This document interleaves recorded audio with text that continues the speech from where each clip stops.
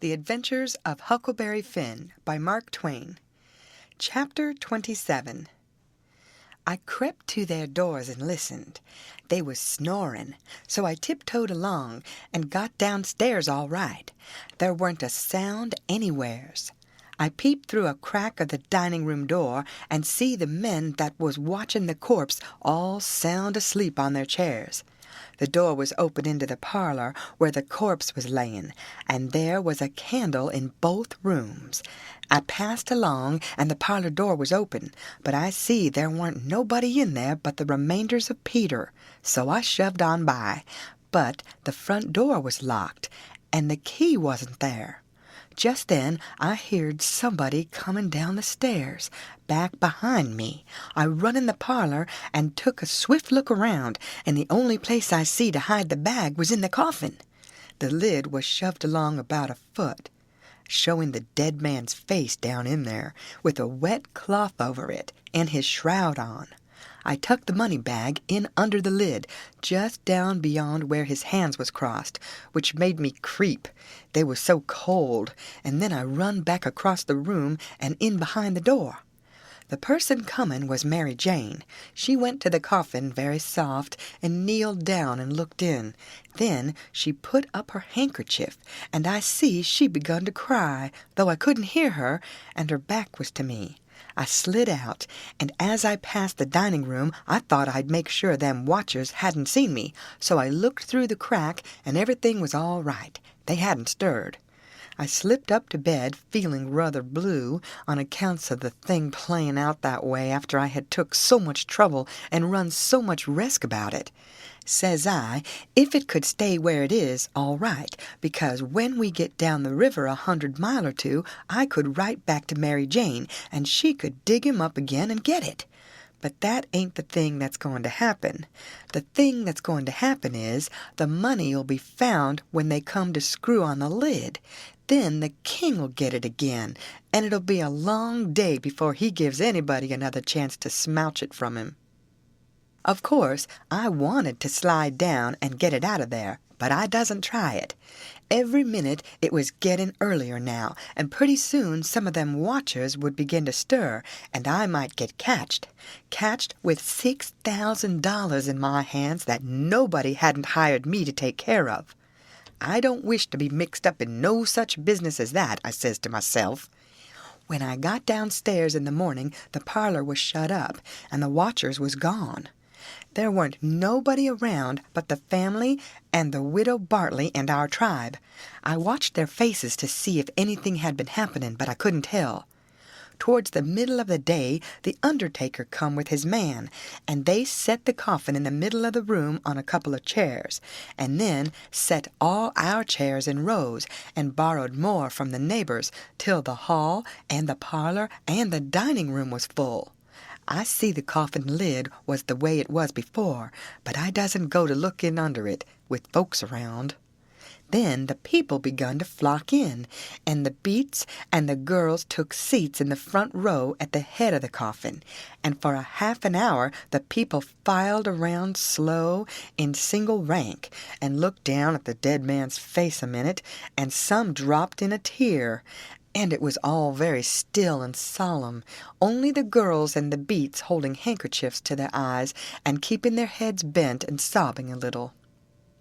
There weren't no other sound but the scraping of the feet on the floor and blowing noses, because people always blows them more at a funeral than they do at other places except church. When the place was packed full, the undertaker, he slid around in his black gloves with his softy, soothing ways, putting on the last touches and getting people and things all ship-shape and comfortable, and making no more sound than a cat. He never spoke. He moved people around. He squeezed in late ones. He opened up passageways and done it with nods and signs with his hands. Then he took his place over against the wall. He was the softest, glidingest, stealthiest man I ever see, and there warn't no more smile to him than there is to a ham. They had borrowed a melodeon, a sick one, and when everything was ready, a young woman sat down and worked it, and it was pretty squeaky and colicky, and everybody joined in and sung, and Peter was the only one that had a good thing, according to my notion. Then the Reverend Hobson opened up, slow and solemn, and begun to talk, and straight off the most outrageous row busted out in the cellar a body ever heard. It was only one dog, but he made a most powerful racket, and he kept it up right along. The parson, he had to stand there over the coffin and wait. You couldn't hear yourself think. It was right down awkward, and nobody didn't seem to know what to do.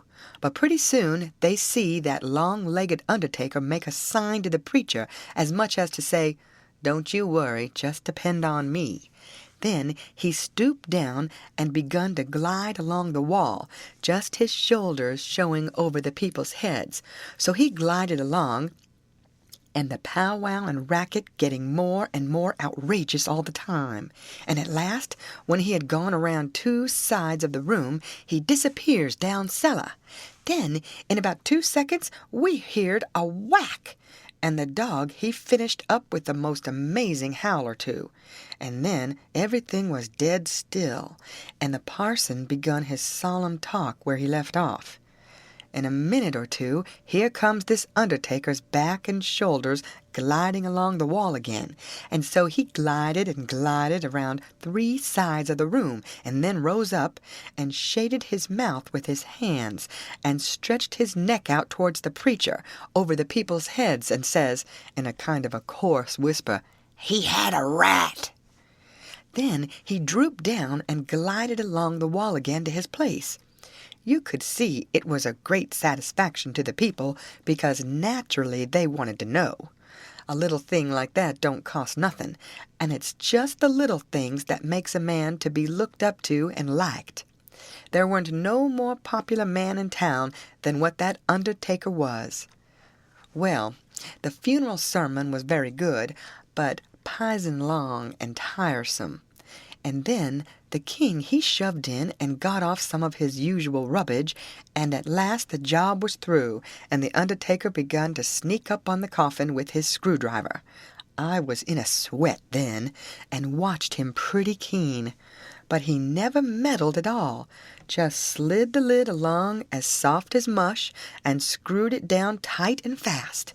So there I was. I didn't know whether the money was in there or not. So, says I, suppose somebody has hogged that bag on the sly. Now how do I know whether to write to Mary Jane or not?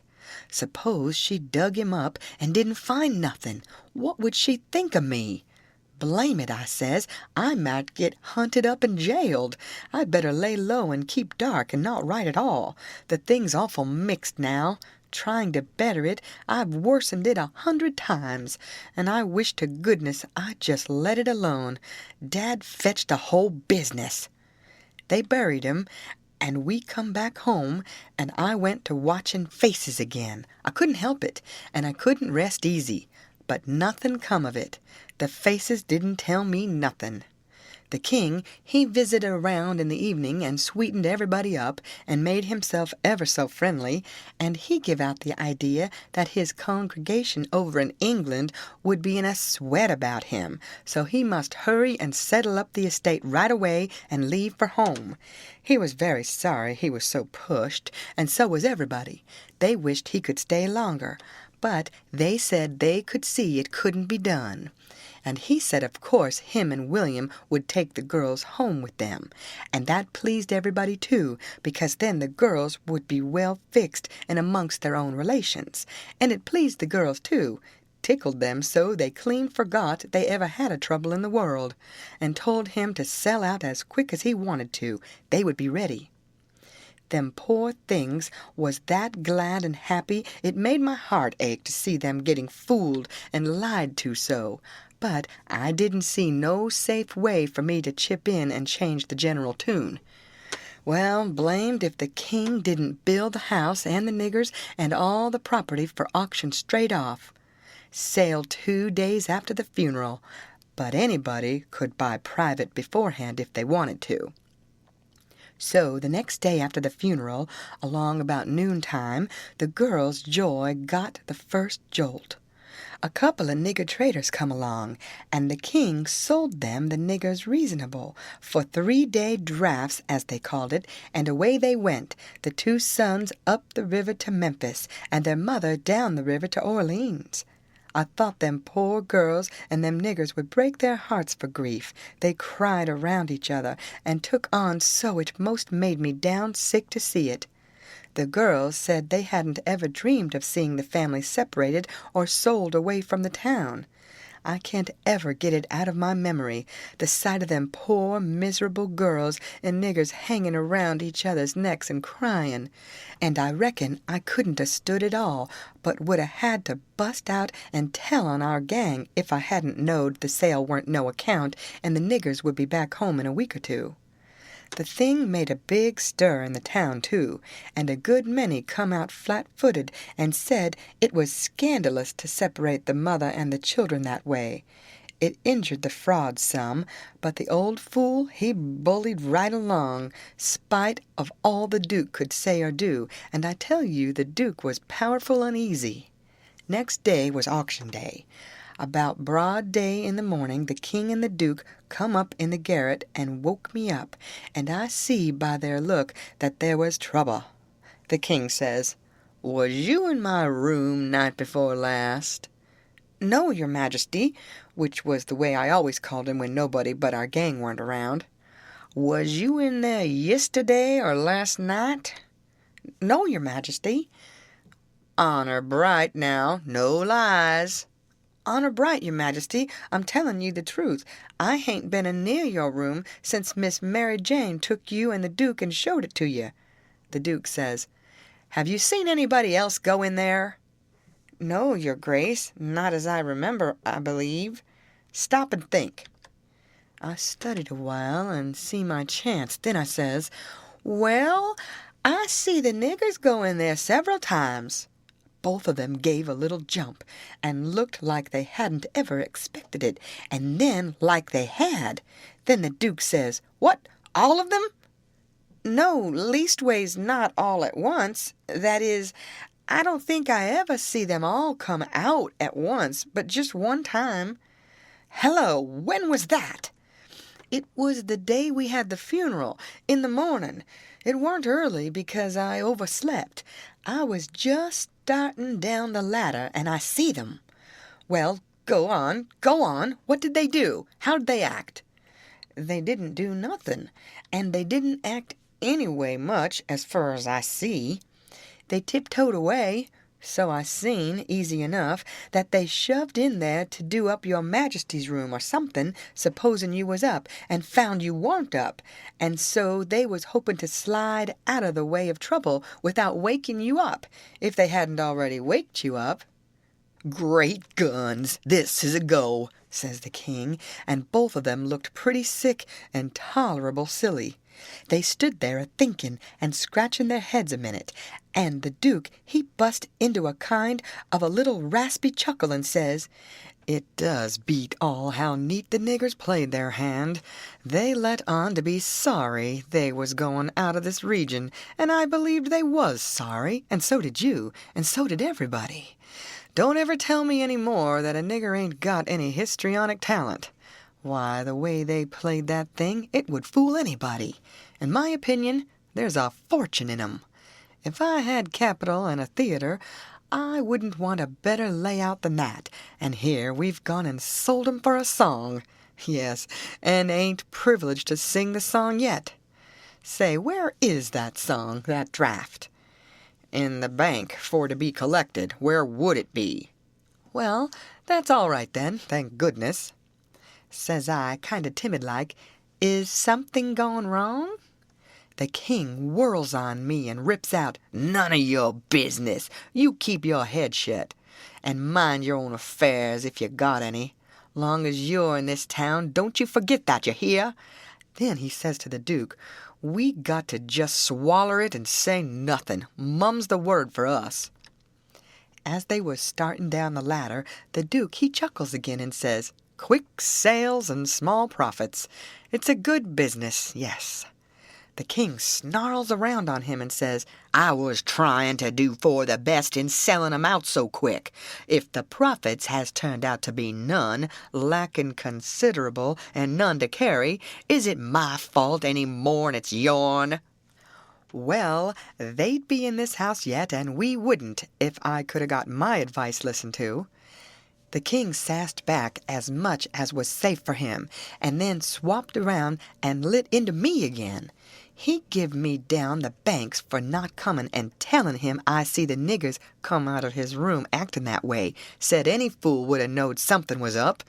And then waltzed in and cussed himself a while, and said it all come of him not laying late and taking his natural rest that morning, and he'd be blamed if he'd ever do it again.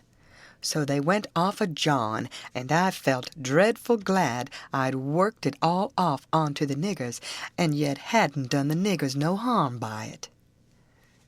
End of chapter. Read by Lorraine Montgomery for Lit to Go on the web at fcit.usf.edu.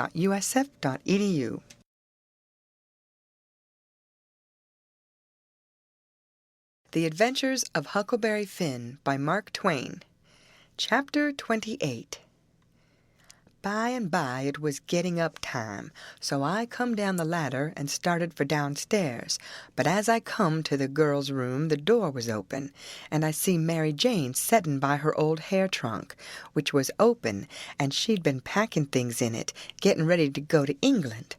But she had stopped now with a folded gown in her lap, and had her face in her hands crying. I felt awful bad to see it. Of course anybody would. I went in there and says, "Miss Mary Jane, you can't a-bear to see people in trouble, and I can't, most always. Tell me about it." So she done it, and it was the niggers. I just expected it. She said the beautiful trip to England was most about spoiled for her. She didn't know how she was ever going to be happy there, knowing the mother and the children weren't ever going to see each other no more, and then busted out bitterer than ever, and flung up her hands and says, "Oh, dear, dear, to think they ain't ever going to see each other any more." "But they will, and inside of 2 weeks, and I know it," says I. Laws, it was out before I could think, and before I could budge, she throws her arms around my neck and told me to say it again, say it again, say it again. I see I had spoke too sudden and said too much, and was in a close place. I asked her to let me think a minute, and she sat there very impatient and excited and handsome, but looking kind of happy and eased up, like a person that's had a tooth pulled out. So I went to studying it out. I says to myself, I reckon a body that ups and tells the truth when he is in a tight place is taking considerable many risks, though I ain't had no experience and can't say for certain, but it looks so to me anyway. And yet here's a case where I'm blessed if it don't look to me like the truth is better and actually safer than a lie. I must lay it by in my mind and think it over some time or other. It's so kind of strange and unregular. I never seen nothing like it. Well, I says to myself at last, I'm a-going to chance it. I'll up and tell the truth this time, though it does seem most like setting down on a keg of powder and touching it off just to see where you'll go to. Then I says, Miss Mary Jane, is there any place out of town a little ways where you could go and stay 3 or 4 days? Yes, Mr. Lothrop's. Why? Never mind why yet. If I tell you how I know the niggers will see each other again inside of 2 weeks, here in this house, and prove how I know it, will you go to Mr. Lothrop's and stay 4 days? 4 days, she says. I'll stay a year. All right, I says. I don't want nothing more out of you than just your word. I'd rather have it than another man's kiss the Bible. She smiled and reddened up very sweet, and I says, If you don't mind it, I'll shut the door and bolt it. Then I come back and set down again and says, Don't you holler. Just set still and take it like a man.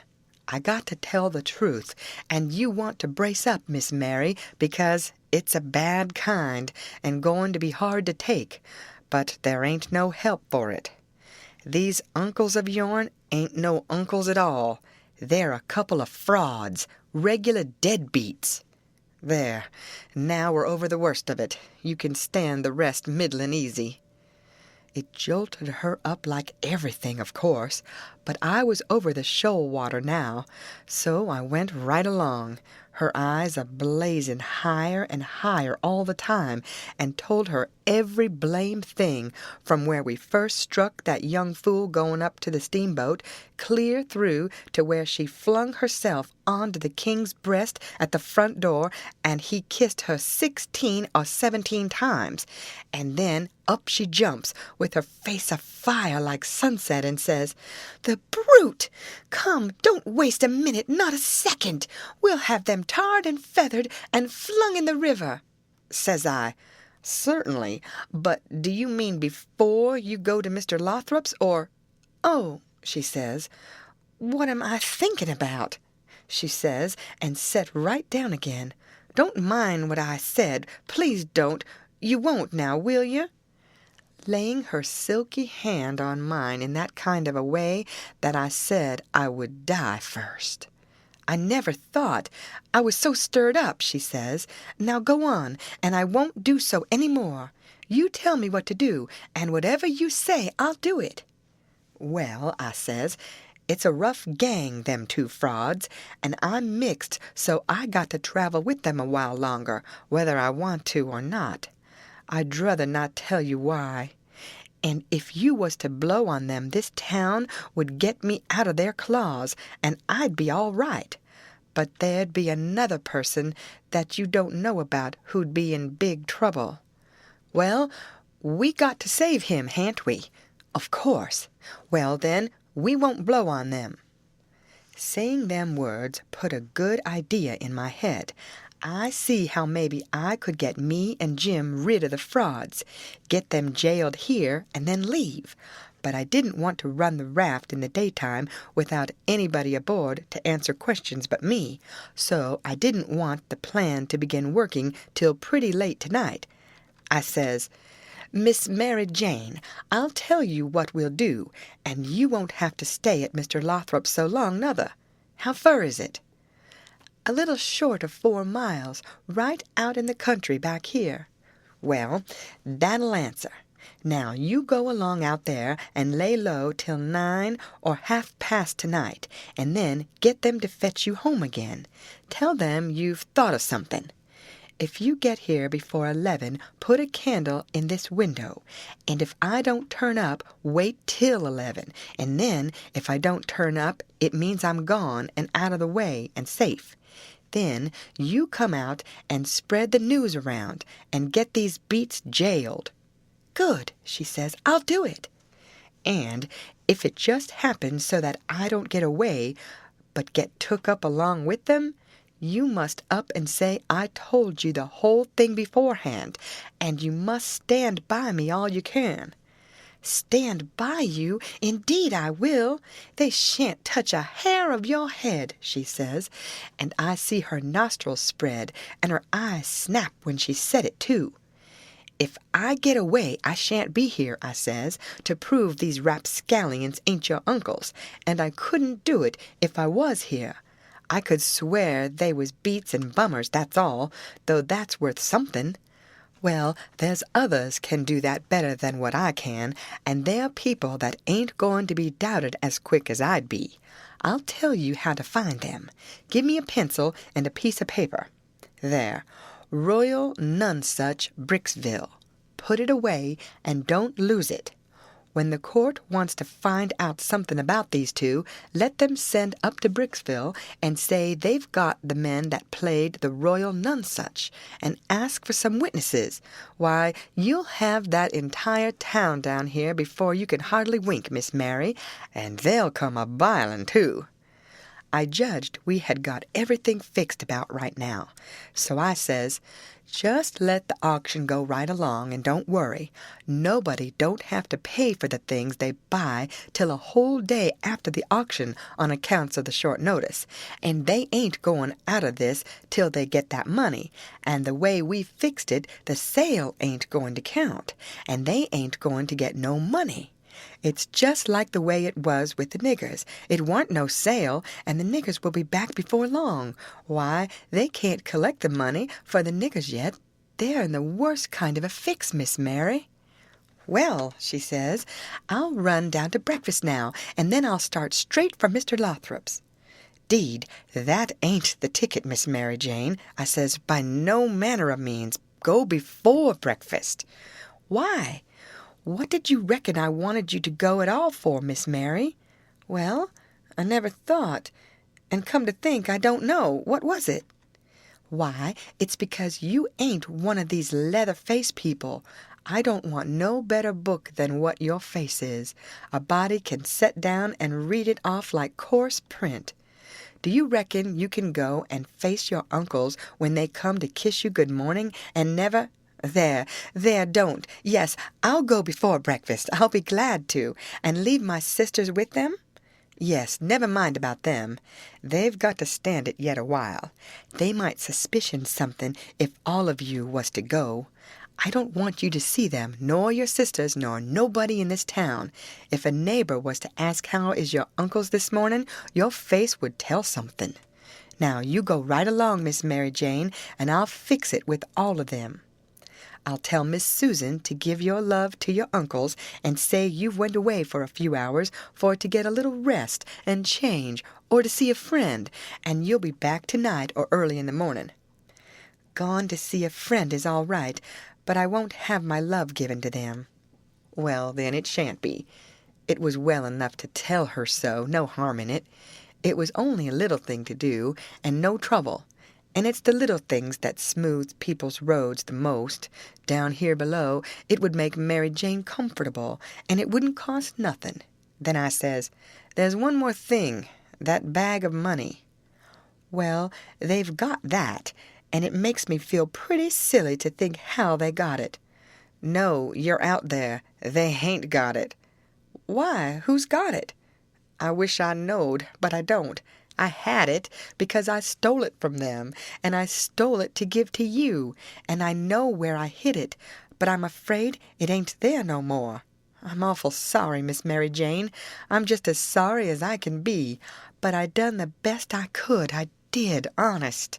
I come nigh getting caught, and I had to shove it into the first place I come to and run, and it weren't a good place. Oh, stop blaming yourself. It's too bad to do it, and I won't allow it. You couldn't help it. It wasn't your fault. Where did you hide it? I didn't want to set her to thinking about her troubles again, and I couldn't seem to get my mouth to tell her what would make her see that corpse laying in the coffin with that bag of money on his stomach. So for a minute I didn't say nothing. Then I says, "I'd rather not tell you where I put it, Miss Mary Jane, if you don't mind letting me off, but I'll write it for you on a piece of paper, and you can read it along the road to Mr. Lothrop's, if you want to. Do you reckon that'll do?" "Oh, yes." So I wrote. I put it in the coffin. It was in there when you was crying there away in the night. I was behind the door, and I was mighty sorry for you, Miss Mary Jane. It made my eyes water a little to remember her crying there all by herself in the night, and them devils laying there right under her own roof, shaming her and robbing her. And when I folded it up and give it to her, I see the water come into her eyes too, and she shook me by the hand hard and says, "Goodbye.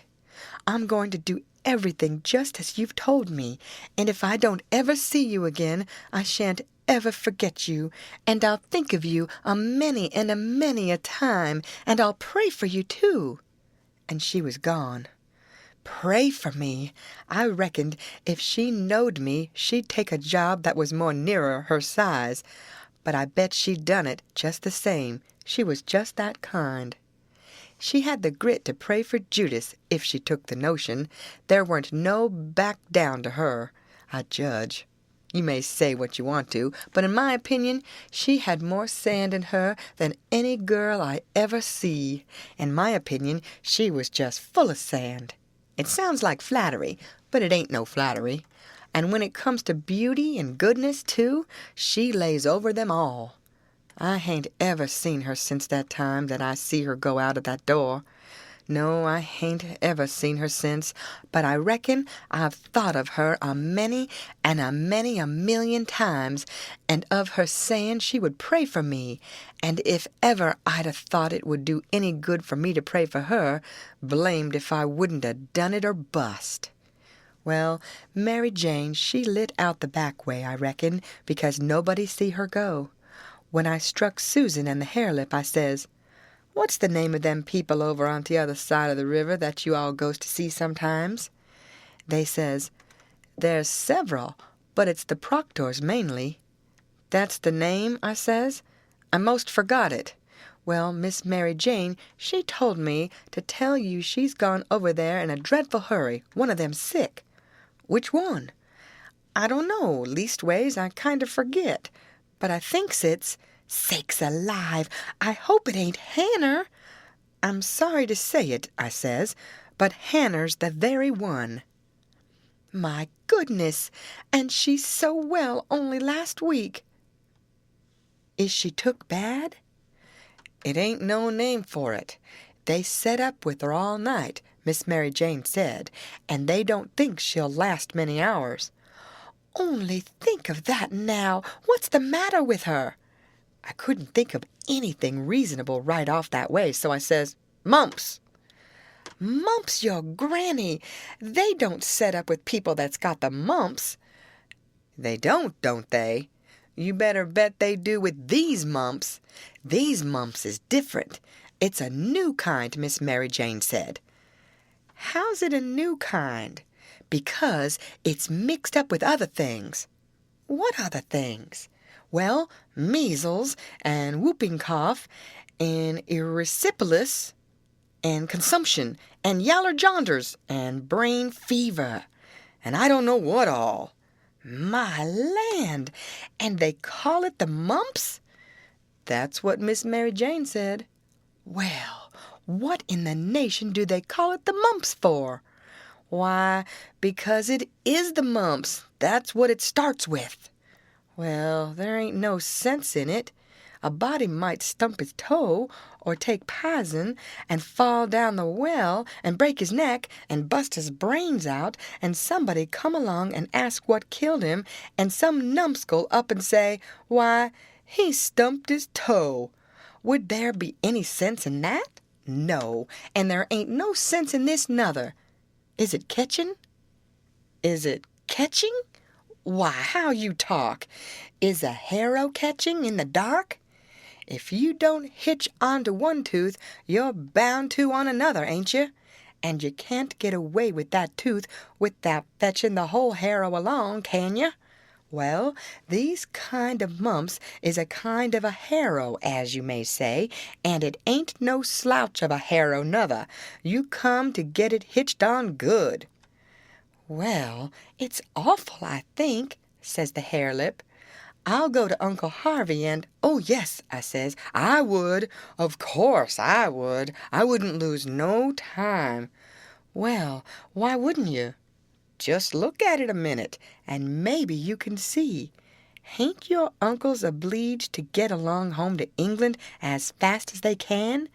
And do you reckon they'd be mean enough to go off and leave you to go all that journey by yourselves? You know they'll wait for you. So fur, so good. Your Uncle Harvey's a preacher, ain't he? Very well, then. Is a preacher going to deceive a steamboat clerk? Is he going to deceive a ship clerk, so as to get them to let Miss Mary Jane go aboard? Now you know he ain't. What will he do then?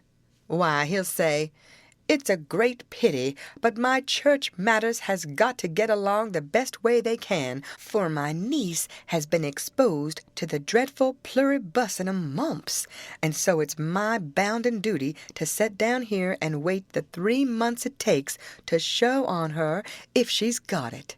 But never mind, if you think it's best to tell your Uncle Harvey. Shucks, and stay fooling around here when we could all be having good times in England whilst we was waiting to find out whether Mary Jane's got it or not? Why, you talk like a muggins. Well, anyway, maybe you'd better tell some of the neighbors. Listen at that now. You do beat all for natural stupidness. Can't you see that they'd go and tell? There ain't no way but just to not tell anybody at all. Well, maybe you're right. Yes, I judge you are right. But I reckon we ought to tell Uncle Harvey she's gone out a while anyway, so he won't be uneasy about her. Yes, Miss Mary Jane, she wanted you to do that, she says. Tell them to give Uncle Harvey and William my love and a kiss, and say I've run over the river to see Mr. What is the name of that rich family your Uncle Peter used to think so much of? I mean the one that... Why, you must mean the Apthorpes, ain't it? Of course.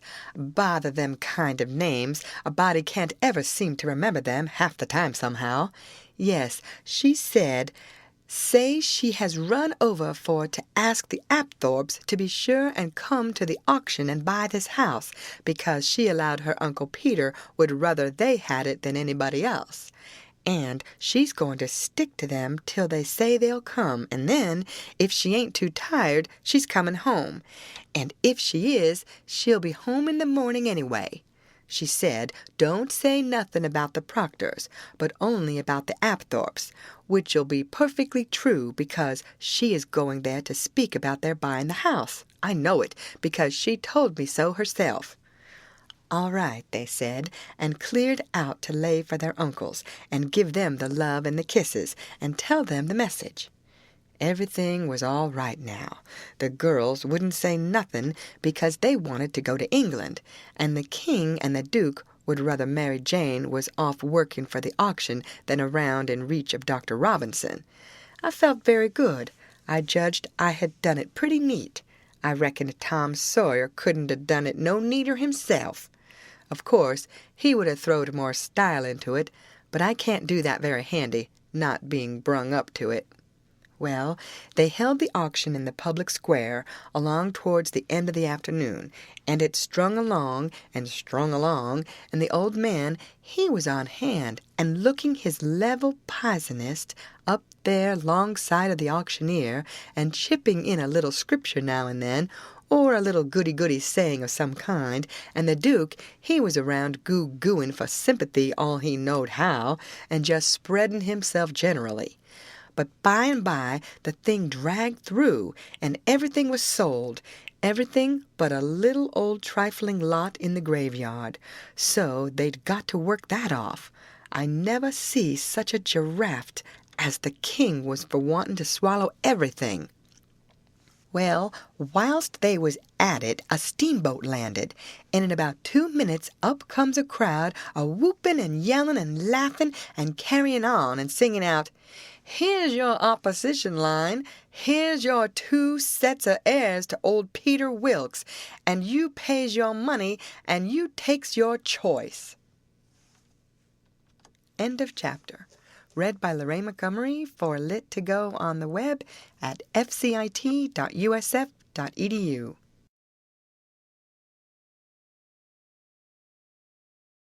The Adventures of Huckleberry Finn by Mark Twain. Chapter 29. They was fetching a very nice-looking old gentleman along, and a nice-looking younger one, with his right arm in a sling, and my souls, how the people yelled and laughed and kept it up. But I didn't see no joke about it, and I judged it would strain the Duke and the King some to see any. I reckoned they'd turn pale, but no, nary a pale did they turn. The Duke, he never let on he suspicioned what was up, but just went a-goo-gooing around, happy and satisfied, like a jug that's googling out buttermilk. And as for the King, he just gazed and gazed down sorrowful on them newcomers, like it give him the stomach-ache in his very heart to think there could be such frauds and rascals in the world. Oh, he done it admirable. Lots of the principal people gathered round the king to let him see they was on his side. That old gentleman that had just come looked all puzzled to death. Pretty soon he begun to speak, and I see straight off he pronounced like an Englishman, not the king's way, though the king's was pretty good for an imitation. I can't give the old gent's words, nor I can't imitate him, but he turned around to the crowd and says about like this: "This is a surprise to me, which I wasn't looking for, and I'll acknowledge, candid and frank, I ain't very well fixed to meet it and answer it, for my brother and me has had misfortunes. He's broke his arm, and our baggage got put off at a town above here last night in the night by a mistake. I am Peter Wilkes's brother Harvey, and this is his brother William, which can't hear nor speak, and can't even make signs to amount to much, now 't he's only got one hand to work them with. We are who we say we are, and in a day or two, when I get the baggage, I can prove it. But up till then I won't say nothing more, but go to the hotel and wait." So him and the new dummy started off, and the king he laughs and blethers out, "Broke his arm, very likely, ain't it? And very convenient, too, for a fraud that's got to make signs and ain't learned how. Lost their baggage. That's mighty good and mighty ingenious under the circumstances." So he laughed again, and so did everybody else, except 3 or 4, or maybe half a dozen. One of these was that doctor. Another one was a sharp-looking gentleman with a carpet bag of the old-fashioned kind made out of carpet stuff that had just come off of the steamboat and was talking to him in a low voice and glancing towards the king now and then and nodding their heads. It was Levi Bell, the lawyer that was gone up to Louisville, and another one was a big, rough husky that come along and listened to all the old gentleman said, and was listening to the king now. And when the king got done, this husky up and says, "Say, looky here, if you are Harvey Wilkes, when'd you come to this town?" "The day before the funeral, friend," says the king. "But what time of day?" "In the evening, about an hour or 2 before sundown." "How'd you come?" "I come down on the Susan Powell from Cincinnati."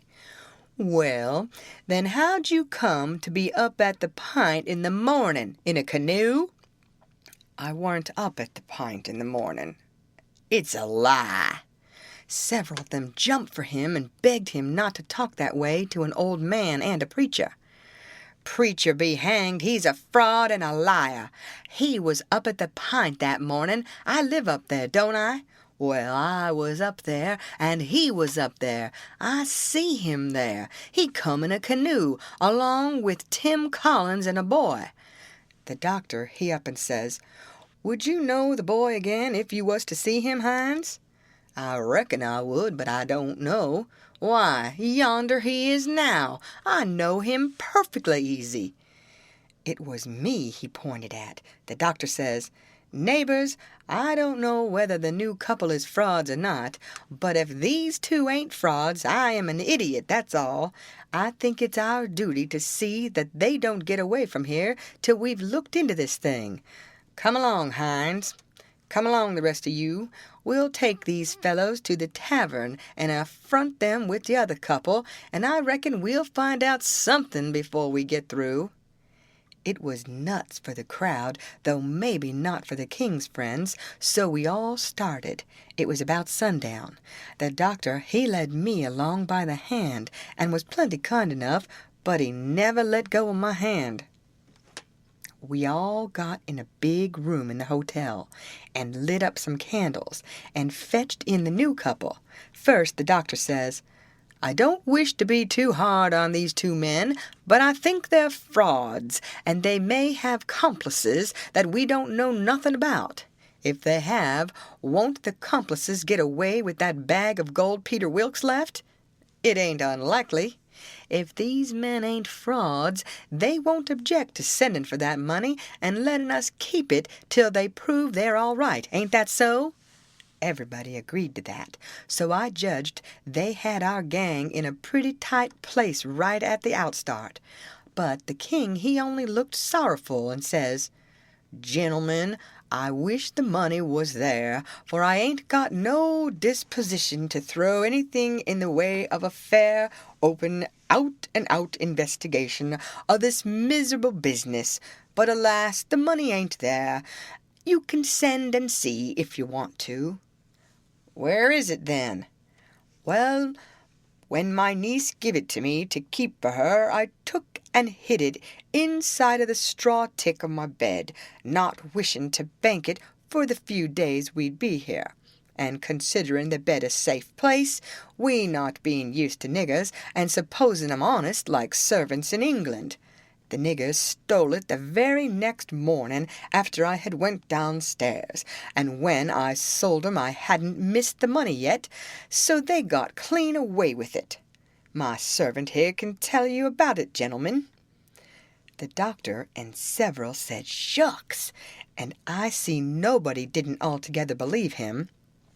One man asked me if I see the niggers steal it. I said no, but I see them sneaking out of the room and hustling away, and I never thought nothing, only I reckoned they was afraid they had waked up my master and was trying to get away before he made trouble with them. That was all they asked me. Then the doctor whirls on me and says, "Are you English too?" I says yes, and him and some others laughed and said, "Stuff." Well, then they sailed in on the general investigation, and there we had it, up and down, hour in, hour out, and nobody never said a word about supper, nor ever seemed to think about it, and so they kept it up, and it was the worst mixed-up thing you ever see. They made the king tell his yarn, and they made the old gentleman tell his'n, and anybody but a lot of prejudiced chuckleheads would 'a' seen that the old gentleman was spinning truth and the other one lies. And by they had me up to tell what I knowed. The king, he give me a left-handed look out of the corner of his eye, and so I knowed enough to talk on the right side.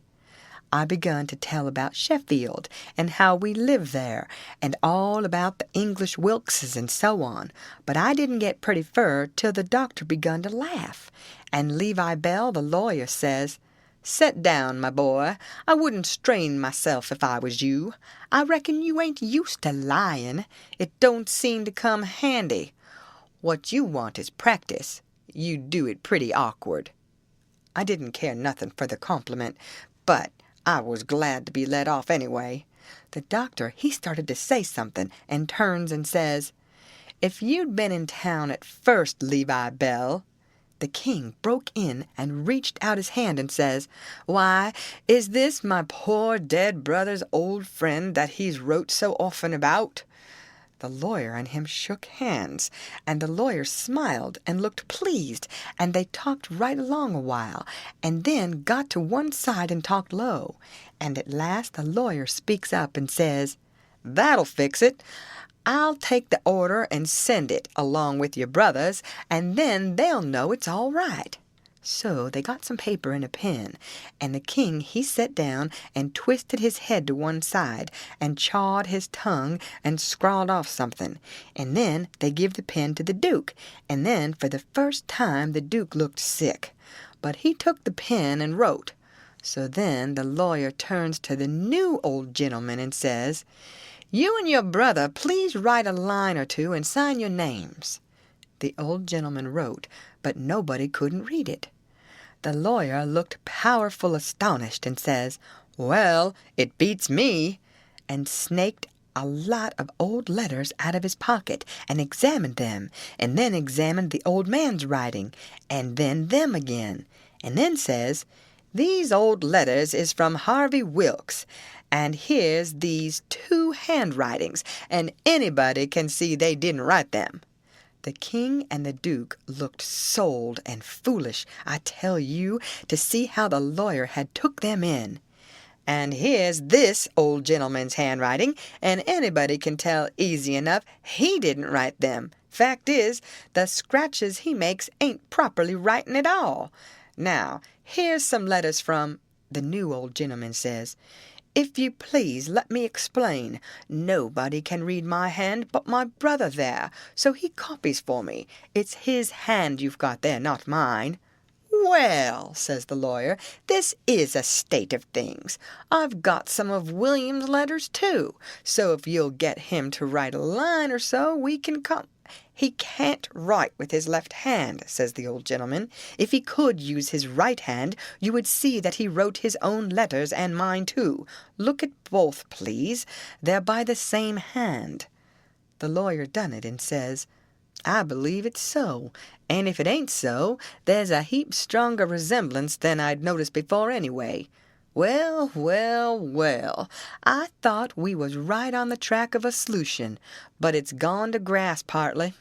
But anyway, one thing is proved, these two ain't either of 'em Wilkses," and he wagged his head towards the king and the duke. "Well, what do you think? That mule-headed old fool wouldn't give in then. Indeed he wouldn't. Said it warn't no fair test. Said his brother William was the cussedest joker in the world, and hadn't tried to write. He see William was going to play one of his jokes the minute he put the pen to paper, and so he warmed up and went warbling right along till he was actually beginning to believe what he was saying himself. But pretty soon the new gentleman broke in and says, "I've thought of something. Is there anybody here that helped to lay out the late Peter Wilkes for burying?" "Yes," says somebody. "Me and Ab Turner done it. We're both here." Then the old man turns towards the king and says, "Perhaps this gentleman can tell me what was tattooed on his breast." Blamed if the king didn't have to brace up mighty quick, or he'd a squashed down like a bluff bank that the river was cut under. It took him so sudden, and mind you, it was a thing that was calculated to make most anybody squash to get fetched such a solid one as that without any notice, because how was he going to know what was tattooed on the man? He whitened a little. He couldn't help it. And it was mighty still in there, and everybody bending a little forwards and gazing at him. Says I to myself, now he'll throw up the sponge. There ain't no more use. Well, did he? A body can't hardly believe it, but he didn't. I reckon he thought he'd keep the thing up till he tired them people out, so they'd thin out, and him and the Duke could break loose and get away. Anyway, he set there, and pretty soon he begun to smile and says, "Humph, it's a very tough question, ain't it? Yes, sir, I can tell you what's tattooed on his breast. It's just a small, thin blue arrow, that's what it is, and if you don't look close, you can't see it. Now, what do you say, hey?" Well, I never seen anything like that old blister for clean out-and-out cheek. The new old gentleman turns brisk towards Ab Turner and his pard, and his eye lights up like he judged he'd got the king this time, and says, "There, you've heard what he said. Was there any such mark on Peter Wilkes's breast?" Both of them spoke up and says, "We didn't see no such mark." "Good," says the old gentleman. "Now, what you did see on his breast was a small dim P and a B, which is an initial he dropped when he was young, and a W with dashes between them, so P.B.W., and he marked them that way on a piece of paper. Come, ain't that what you saw?" Both of them spoke up again and says, "No, we didn't. We never seen any marks at all." Well, everybody was in a state of mind now, and they sings out, "The whole billin' of 'em's frauds. Let's duck 'em. Let's drown 'em. Let's ride 'em on a rail." And everybody was whooping at once, and there was a rattling powwow. But the lawyer, he jumps on the table and yells and says, "Gentlemen, gentlemen, hear me just a word, just a single word, if you please. There's one way yet. Let's go and dig up the corpse and look." That took 'em. "Hooray!" they all shouted, and was starting right off, but the lawyer and the doctor sung out, "Hold on, hold on! Collar all these 4 men and the boy, and fetch them along too." "We'll do it," they all shouted, "and if we don't find them marks, we'll lynch the whole gang." I was scared now, I tell you, but there weren't no getting away, you know.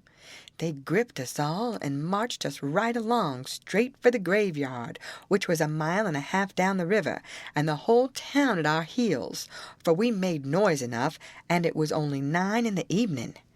As we went by our house, I wished I hadn't sent Mary Jane out of town, because now, if I could tip her the wink, she'd light out and save me, and blow on our deadbeats. Well, we swarmed along down the river road, just carrying on like wildcats, and to make it more scary, the sky was darking up, and the lightning beginning to wink and flitter, and the wind to shiver amongst the leaves. This was the most awful trouble and most dangersome I ever was in, and I was kind of stunned. Everything was going so different from what I had allowed for. 'Stead of being fixed so I could take my own time if I wanted to, and see all the fun, and have Mary Jane at my back to save me and set me free when the close fit come, here was nothing in the world betwixt me and sudden death but just them tattoo marks. If they didn't find them, I couldn't bear to think about it, and yet somehow I couldn't think about nothing else. It got darker and darker, and it was a beautiful time to give the crowd the slip. But that big husky had me by the wrist, Hines, and a body might as well try to give Goliath the slip. He dragged me right along. He was so excited, and I had to run to keep up. When they got there, they swarmed into the graveyard and washed over it like an overflow, and when they got to the grave, they found they had about 100 times as many shovels as they wanted, but nobody hadn't thought to fetch a lantern. But they sailed into digging anyway by the flicker of the lightning, and sent a man to the nearest house 1/2 mile off to borrow one. So they dug and dug like everything, and it got awful dark, and the rain started, and the wind swished and swashed along, and the lightning come brisker and brisker, and the thunder boomed. But them people never took no notice of it. They was so full of this business, and 1 minute you could see everything and every face in that big crowd, and the shovelfuls of dirt sailing up out of the grave, and the next second the dark wiped it all out, and you couldn't see nothing at all. At last they got out the coffin and begun to unscrew the lid, and then such another crowding and shouldering and shoving as there was to scrouge in and get a sight you never see, and in the dark that way it was awful. Hines, he hurt my wrist dreadful pulling and tugging so, and I reckon he clean forgot I was in the world, he was so excited and panting. All of a sudden the lightning let go a perfect sluice of white glare, and somebody sings out, "By the living jingo, here's the bag of gold on his breast!" Hines let out a whoop like everybody else, and dropped my wrist, and give a big surge to bust his way in and get a look, and the way I lit out and shinned for the road in the dark there ain't nobody can tell. I had the road all to myself, and I fairly flew, leastways. I had it all to myself except the solid dark, and the now and then glares, and the buzzing of the rain, and the thrashing of the wind, and the splitting of the thunder, and sure as you are born I did clip it along. When I struck the town, I see there warn't nobody out in the storm, so I never hunted for no back streets, but humped it straight through the main one, and when I begun to get towards our house, I aimed my eye and set it. No light there, the house all dark, which made me feel sorry and disappointed. I didn't know why. But at last, just as I was sailing by, flash comes the light in Mary Jane's window, and my heart swelled up sudden, like to bust, and the same second the house and all was behind me in the dark, and wasn't ever going to be before me no more in this world. She was the best girl I ever see, and had the most sand. The minute I was far enough above the town to see I could make the towhead, I begun to look sharp for a boat to borrow, and the first time the lightning showed me one that wasn't chained, I snatched it and shoved. It was a canoe, and I weren't fastened with nothing but a rope. The towhead was a rattling big distance off, away out there in the middle of the river, but I didn't lose no time, and when I struck the raft at last, I was so fagged I would have just laid down to blow and gasp if I could have afforded it. But I didn't. As I sprung aboard, I sung out, "Out with you, Jim, and set her loose! Glory be to goodness, we're shut of them!" Jim lit out, and was a-comin' for me with both arms spread. He was so full of joy, but when I glimpsed him in the lightning, my heart shot up in my mouth, and I went overboard backwards, for I forgot he was old King Lear, and a drownded Arab all in one, and it most scared the livers and lights out of me. But Jim fished me out, and was going to hug me and bless me and so on. He was so glad I was back, and we was shut of the king and the duke, but I says, "Not now. Have it for breakfast. Have it for breakfast. Cut loose and let her slide." So in 2 seconds away we went a-sliding down the river, and it did seem so good to be free again, and all by ourselves on the big river, and nobody to bother us. I had to skip around a bit, and jump up, and crack my heels a few times. I couldn't help it. But about the third crack, I noticed a sound that I knowed mighty well, and held my breath and listened and waited. And sure enough, when the next flash busted out over the water, here they come, and just a-layin' to their oars, and making their skiff hum. It was the king and the duke. So I wilted right down onto the planks then and give up, and it was all I could do to keep from crying. End of chapter. Read by Lorraine Montgomery for Lit to Go on the web at fcit.usf.edu.